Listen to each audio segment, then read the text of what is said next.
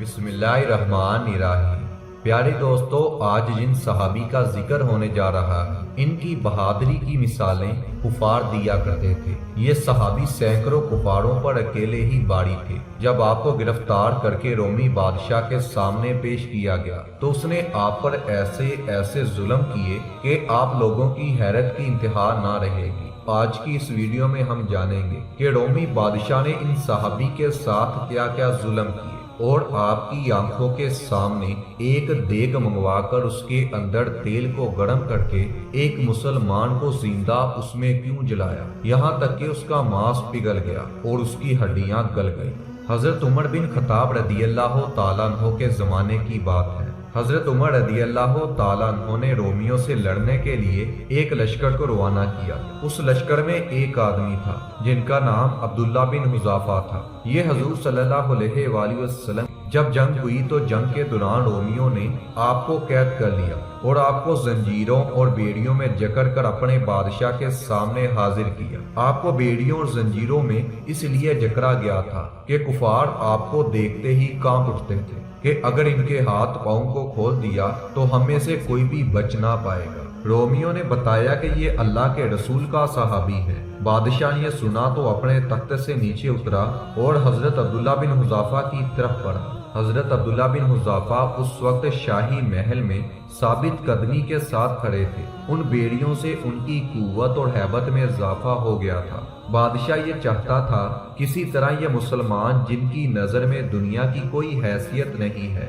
ऐश पसंदी और किसी गुनाह में मुब्तला हो जाए। वो करीब आया और उसने हजरत अब्दुल्ला बिन हुज़ाफा से कहा, अगर तुम नसरानियत को कबूल कर लो तो मैं तुम्हें अपनी बादशाहियत और सल्तनत में शरीक कर लूंगा।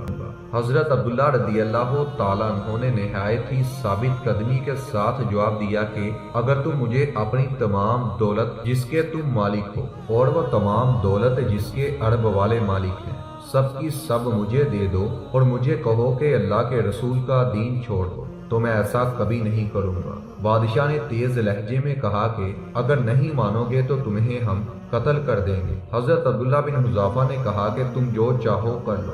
बादशाह ने हुक्म दिया कि उनको सूली पर लटका दो। तीर अंदाजों को कहा कि तुम उसके हाथों और पांव के करीब होकर तीर बरसाओ। चनाचा तीर अंदाजों ने अब्दुल्ला बिन हुज़ाफा रदियल्लाहु ताला अन्हु पर तीरों की बारिश कर दी। दूसरी तरफ बादशाह उन्हें सायद कबूल करने का कह रहा था, लेकिन उनकी सजा से उनके ईमान में और ज्यादा इजाफा हो गया था। फिर बादशाह ने हुक्म दिया कि इन्हें नीचे उतार दो। चनाचा नीचे उतारा गया। फिर बादशाह ने एक देग मंगवाई और उसमें रोगन जैतून डाला।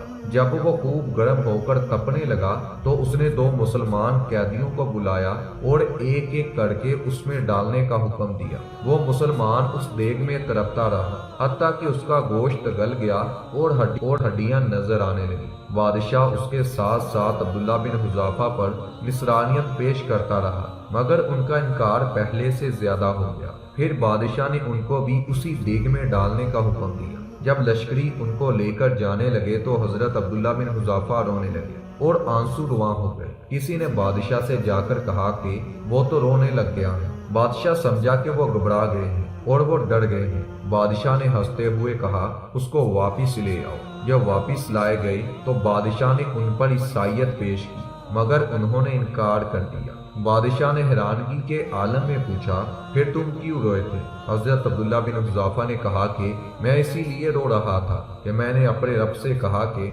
इस वक्त मुझे देग में डाला जा रहा है, जिसके नतीजे में मेरे पास सिर्फ एक जान है। मेरी ख्वाहिश हुई कि काश मेरे जिस्म के हर बाल की तादाद के बराबर जाने होती, जो कि मैं अल्लाह की राह में कुर्बान कर देता। बादशाह ने हैरत से अपना सर हिलाया कि ये आदमी तो मौत को मामूली चीज ख्याल करता है। इसके बाद बादशाह आगे बढ़ा और ये पेशकश की कि अगर तुम मेरे सर का बोसा ले लो तो मैं तुम्हें रिहा कर दूंगा। हजरत अब्दुल्ला रदियल्लाहु ताला अन्हु ने खुश होकर कहा कि नहीं, सिर्फ मुझे नहीं तमाम मुसलमान कैदियों को रहा करो। बादशाह ने कहा कि ठीक है, तमाम मुसलमान कैदियों को छोड़ दूंगा। हजरत अब्दुल्ला बिन हुज़ाफा रदियल्लाहु ताला अन्हु कहते हैं कि मैंने अपने दिल में कहा कि अगर खुदा के इस दुश्मन के सर को बोसा दे दूं और सारे मुसलमान कैदी रिहा हो जाएं तो कोई हर्ज नहीं।